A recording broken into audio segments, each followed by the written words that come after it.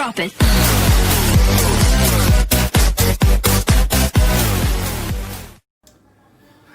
नमस्कार दोस्तों, स्वागत है आप सभी का पॉलिटिकल फिल्मी रायता में। नेहा सिंह का एक गाना बहुत बेहतरीन और वायरल हुआ था। वो उन्होंने काफ़ी गाया था, जिस पर एक शहीद, एक जवान है जो शहीद हो जाता है सीमा पर, और उसकी जो बॉडी है वो घर पर आती है। और उस समय वहाँ का क्या, उनके माता पिता, उनकी बीवी कैसे रिएक्ट करते हैं, किस तरह से स्थिति होती है, वो उन्होंने बनाया था, बताया हुआ है अपने गाने के माध्यम से। लिखा भी उन्होंने है और गाया भी उन्होंने है। इस बहुत ही मार्मिक तरीके से वो किया है। एक्चुअली जवान ही तो देश की सुरक्षा में है और किसान अपना अन्नदाता। खैर, मैं पॉलिटिकल नहीं होऊंगा इस पर। और अभी सुनते हैं ये वायरल गाना नेहा सिंह राठौड़ का, उनका लिखा हुआ और उन्हीं की आवाज़ में। आप हमारे चैनल पर पहली बार जुड़ रहे हैं तो कृपया सब्सक्राइब करना ना भूलें। Thank you. हो कैसन भीड़ लगल हा दुअरवाए बलम जी,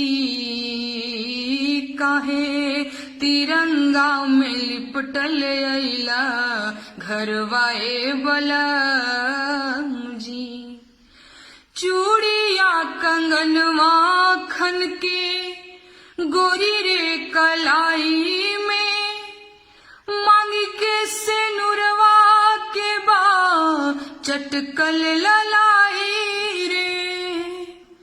हे उठा नजर भर निहारा हमर सिंगरवाए बलम जी, काहे तिरंगा में लिपटल अइला घरवाए बलम जी।